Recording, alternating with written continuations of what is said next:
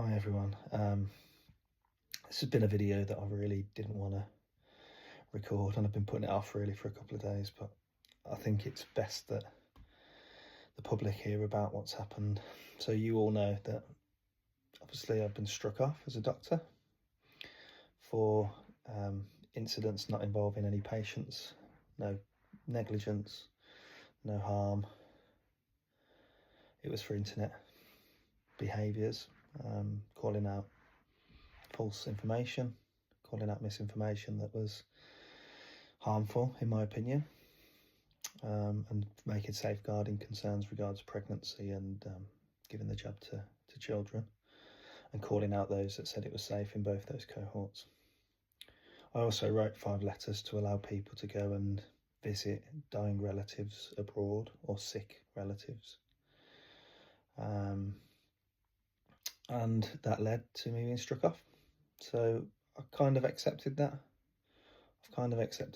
I've gotten used to the idea. The plan was always really to hand my licence back if that happened, and if the opposite happened, if I won. So I wouldn't have been back in the NHS as it currently is. Halloween, I get a knock on the door. Thought it was trick-or-treaters. Took some sweets out, but then I found a chap with an envelope that I needed to sign for, and it was a letter from the DBS. Now, for those who don't know, the DBS is the sort of newly reformed Criminal Records Bureau check. So if you go for a new employment somewhere, you check to see if they've got any criminal convictions. So it's essentially a list for criminals. So they're basically telling me that due to my stroke off reasons, the GMC were duty bound to forward that information to DBS and for them to assess putting me on the barred list for vulnerable adults and children. Yesterday I received a letter. That's the day before yesterday, actually. Time flies when you're sat in bed crying all day. But yeah, they put me on the list. Got the letter here. I'll just read a bit. Thank you for sending us the information for us to consider. We have considered all of your information and decided that it is wholly appropriate and proportionate to include you in the adults and children's barred list. Basically tells me if I work with any of those two groups that I'm subject to a £5,000 fine and or custodial sentence, and that anyone else who employs me with children or adults that are vulnerable. And by the way, the DBS say that anyone seeking health advice is vulnerable.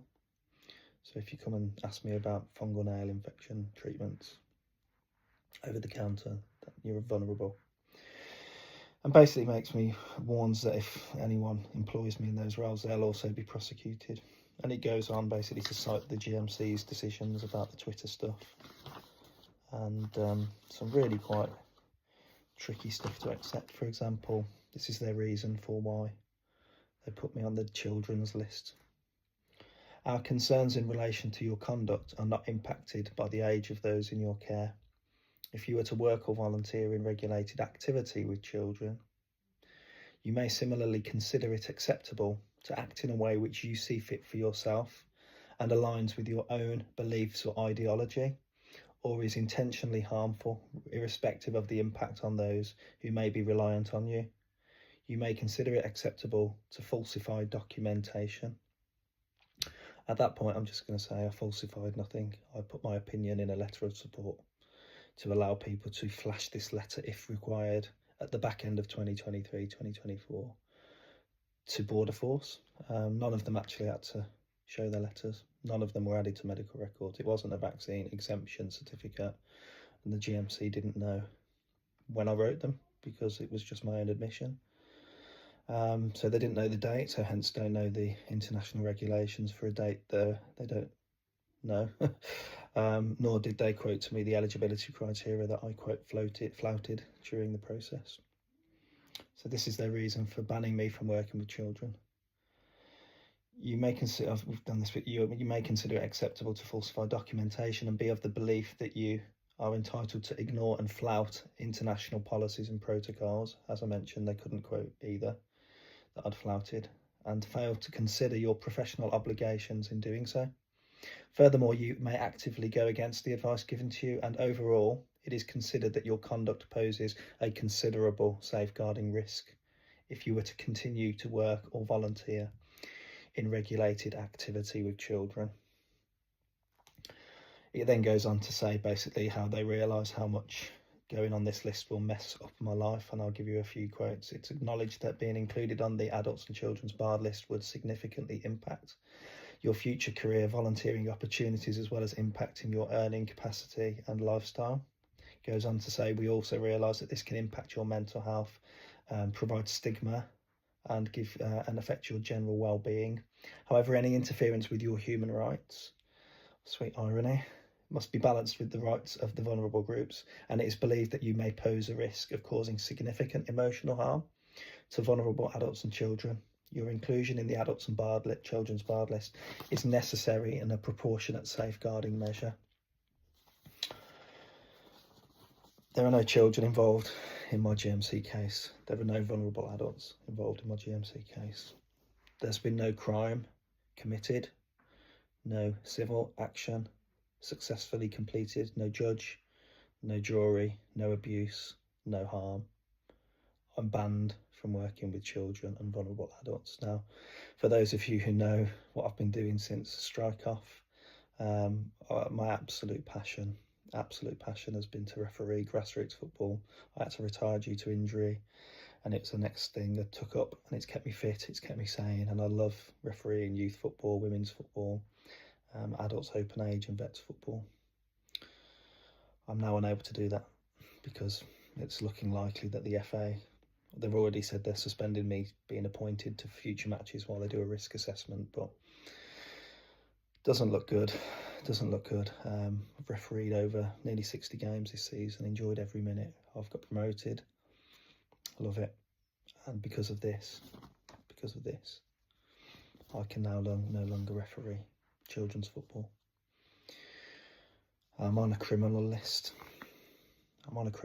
Having committed no crime, so you'll probably tell by my demeanour, just absolutely mortified at this.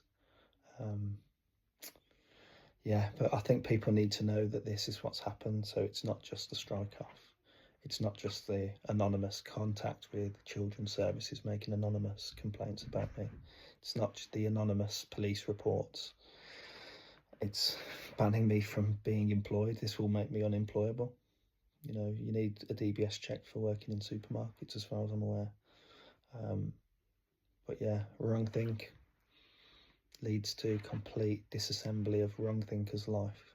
You know, there's nothing that they haven't touched. I've contacted, when I say they, I don't even know who they are. I've contacted wife, ex-wife, neighbours, hit pieces written about me, and I stood up for children, pregnant women, medical ethics, patient safety, ironically safeguarding concerns, and now apparently I'm a safeguarding risk. So anyone that can help, guys, honestly, I'm absolutely mortified, as you can tell.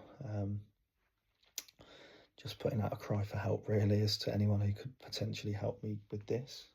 There is an appeal process. You get 3 months at the High Court Upper Tribunal, which I'll be pursuing. But yeah, just spread the word. That's all we can do in these weird times, these strange times, is just put publicity, shine a light on these things. I'm not a bad person. I'm just a normal family guy that had concerns about a jab that he even took himself. So God bless you all. Thank you all for listening, and please share this far and wide, and just call this absolute disgraceful decision out.